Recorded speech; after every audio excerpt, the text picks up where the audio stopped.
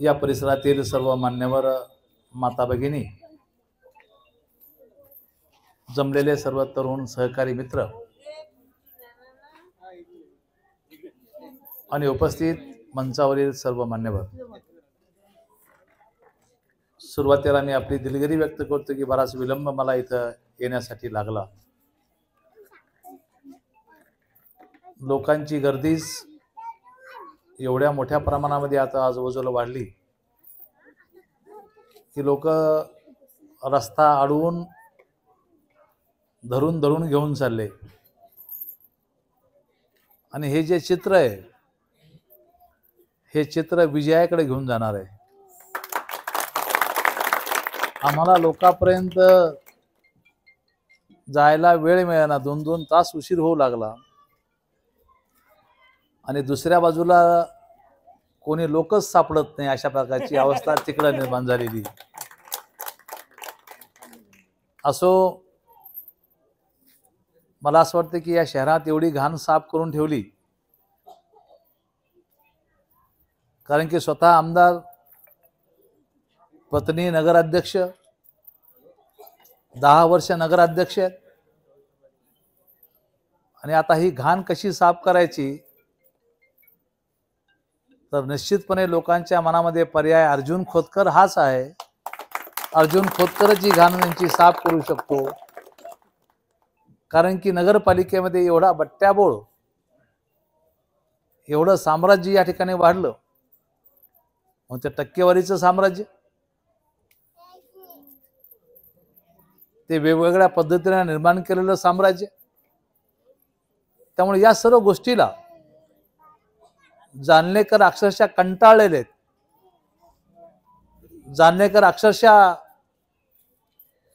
या गोष्टीचा वीट त्यांना या ठिकाणी आलेला आहे. आम्ही आणलेलं जायकवाडीचं पाणी साधं यांना 10 वर्ष नगरपालिका ताब्यात असताना वितरित सुद्धा करता नाही आलं. हे यांचं फेल्युअर नाही तर मग काय? आपल्या चमच्यांनी, आपल्या बगलबच्च्यांनी खोटा जलसम्राट करून टाकला.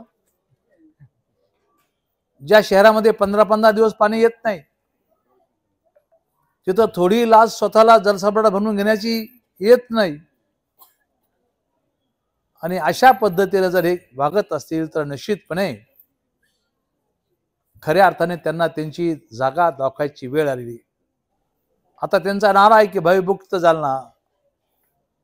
अरे 5 वर्ष तुम्हीच आहेत ना, आमदार तुम्हीच आहेत, नगराध्यक्ष तुम्हीच आहेत.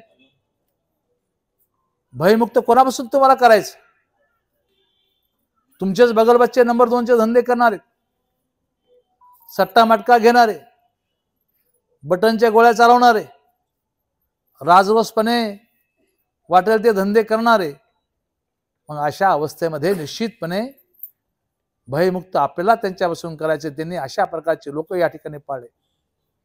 मी सर्व भगिनींच्या बाबतीमध्ये निश्चितपणे चिंतित आहे की आजकालची नवीन पिढी त्या बटन गोळ्यामुळे प्रचंड वेगळ्या स्तराला या ठिकाणी गेलेली आहे. आम्ही प्रयत्न केला प्रशासनाला दाबून की हे बंद झालं पाहिजे. तरुण पिढी याच्या आहारी जाऊ लागली. तुम्ही शहराचं नेतृत्व करताना तुमची जबाबदारी नाही हे सर्व भयमुक्त करण्याची? तुमची जबाबदारी नाही या सर्व गोष्टीवरती पडदा करण्याची, खतम करण्याची? तुम्हीच या लोकांना पाठिंबा देता, तुम्हीच या लोकांना सोबत ठेवता. म्हणून हे सर्व प्रश्न जाणण्यात ते वाढले. मी अत्यंत गंभीर विषयावर तुमच्याशी बोलतो बंधू भगिनींनो. फार गंभीर विषय आहे. त्यामुळे निश्चितपणे आपल्याला भयमुक्त यांच्यापासून करायचं, याची सुटका या ठिकाणी करून टाकायची. मी तुम्हाला निश्चितपणे सांगितलं पाहिजे की जालन्यामध्ये राजरोसपणे जे काही चाललं त्या सर्व गोष्टीला चाप लावायचा असेल तर तुम्हाला निश्चितपणे शिवसेनेलाच विजयी करावं लागणार आहे. आणि या सर्व गोष्टीची आम्ही हमी घेतो. निश्चितपणे भयमुक्त जालना आम्ही हमी घेतो. तुम्हाला रोज पाणी देण्याच्या संदर्भातली हमी आम्ही घेतो. जे 10 वर्षामध्ये यांना जमलं नाही, आम्ही आणलेलं पाणी हे देऊ शकले नाहीत. नगरपालिका यांच्याकडे, वितरण व्यवस्था यांच्याकडे आहे. पण आम्ही निश्चितपणे जबाबदारी घेतो की रोज जालना शहराला पाणी दिलं जाईल. आम्ही निश्चितपणे निर्णय घेतलेला आहे की जालना शहरातले रस्ते, गटर, मीटर, वाटर, जालन्याचं गटर, मीटर, वाटर या सर्व गोष्टीमध्ये आम्ही आता लक्ष घालायला सुरुवात केलेली आहे. आणि या सर्व गोष्टीला लक्ष घालून यांना न्याय देण्याची भूमिका आम्ही या ठिकाणी घेणार आहोत. मला आपल्याला सांगितलं पाहिजे बंधू भगिनींनो, की एकनाथ शिंदे साहेबांच्या सरकारमध्ये अत्यंत चांगल्या पद्धतीचे निर्णय या ठिकाणी होऊ लागलेले आहेत. माननीय मुख्यमंत्री महोदयांनी या वर्गाला तर प्रचंड पुढे नेण्याचा संकल्प केलेला. आमच्या भगिनीने सांगितलं आता की लाडकी बहीण योजना अत्यंत कारगर झाली, महत्वाची ठरली. गरिबांच्या आयुष्यामध्ये 1500 रुपये फार कमी नाही.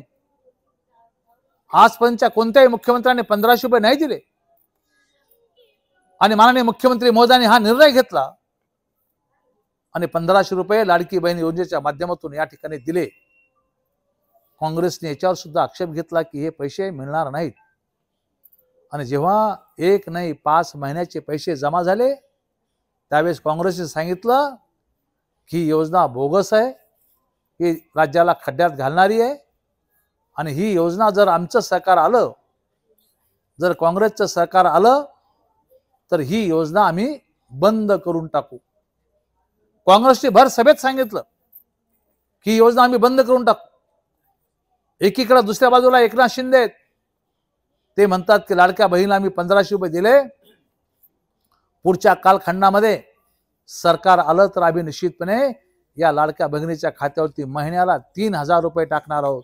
डिसेंबर पासून 2100 टाकणार आहोत. निर्णय भगिनींनो तुम्हाला करायचा की जी काँग्रेस लाडकी बहीण योजना बंद करायला निघाली त्या काँग्रेसला मतदान करायचं, की जे मुख्यमंत्री तुम्हाला 3000 रुपये महिन्याला देतात, हा शब्द देतात आणि 1500 रुपये आता खात्यावरती पडतात, तुम्हाला त्या एकनाथ शिंदेच्या शिवसेनेला निवडायचं की लाडकी बहिणी योजना बंद म्हणणाऱ्याला निवडायचं? हा निर्णय भगिनीनं तुम्हाला करायचा. आणि मला पूर्णपणे खात्री आहे भगिनीने निर्णय केलेला आहे की एकनाथ शिंदे आणि अर्जुन खोतकरलाच आपलं मत या ठिकाणी द्यायचं. हा निर्णय निश्चितपणे भगिनीने केलेला आहे. तुम्हाला कल्पना असेल की लाडक्या बहिणीचा ज्यावेळेस मुख्यमंत्र्यांनी जाहीर केली त्यावेळेस या योजनेचा अध्यक्ष मला केलेला आहे. जालन्याचा अध्यक्ष मी आहे. मी सौभाग्यशाली आहे. मी निश्चितपणे नशीबवान आहे की या भगिनीचे ज्यावेळेस अर्ज आमच्याकडे आले ऑनलाईन, ज्यावेळेस तुमच्या प्रत्येकाच्या सही तुमच्या फॉर्मवर मंजूर म्हणून सही करण्याचा अधिकार मला मिळाला. मी सही तुमच्या प्रत्येकाच्या फॉर्मवर सही करून शासनाकडे मंजुरीसाठी तुमचे अर्ज पाठवले. मी भाग्यशाली की मला तुमच्या या योजनेसाठी मला सही करायची संधी माननीय एकनाथ शिंदे साहेब यांच्यामुळं मला ही संधी या ठिकाणी मिळाली.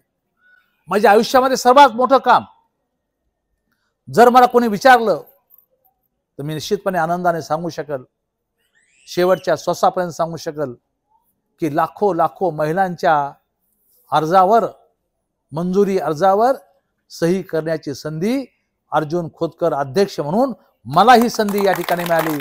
आणि आयुष्यभर माझ्या लक्षात राहील की आज तुम्हाला लाडक्या बहिणीचे ज्या भगिनीला फायदा मिळतो त्या सर्व भगिनींच्या अर्जावरती माझी सही त्या ठिकाणी झाली. आज बंधू भगिनींनो मला तुम्हाला सांगितलं पाहिजे, अनेक गोष्टी आहेत, मी त्या सर्व गोष्टी सांगणार नाही, पण तो निश्चितपणे अजून 8-9 सभा पुढे आहेत. मला आपला आशीर्वादाची गरज, आपल्या पाठिंब्याची गरज आहे. मी आपल्या समोर निश्चितपणे तुम्हाला शब्द देतो की ज्या प्रसंगी तुम्हाला गरज माझी भासेल, कोणत्या का प्रसंगाने होत नाही, कोणत्या का बाबीने होत नाही, ज्या प्रसंगी तुम्हाला माझी गरज भासेल त्या सर्व प्रसंगामध्ये अर्जुन खोतकर ठामपणे तुमच्या पाठीमागे या ठिकाणी उभा राहील. हा शब्द देण्यासाठी मी तुमच्या समोर या ठिकाणी उभा आहे. खरं तर जास्तीचं लांबचं भाषण करत नाही. माझे कार्यकर्ते तुमच्यापर्यंत येतील, माझा निरोप घेऊन येतील, पॉम्पलेट घेऊन येतील. तुम्ही ते आनंदाने स्वीकारा आणि 20 तारखेला सकाळी उठल्यानंतर मतदानाचा हक्क बजवा. पहिलं मतदान धनुष्यबाणाला आपलं गेलं पाहिजे हा संकल्प करा. आणि मला विजयी करा.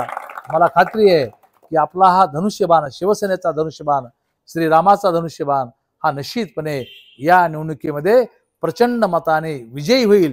ते तुमच्या सर्वांच्या पाठबळावरती विजय होईल ही अपेक्षा या ठिकाणी व्यक्त करत असताना 11 तारखेला ज्या माणसाने लाडकी बहीण योजना तुम्हाला दिली ते मुख्यमंत्री आपल्या जालना शहरामध्ये येतात.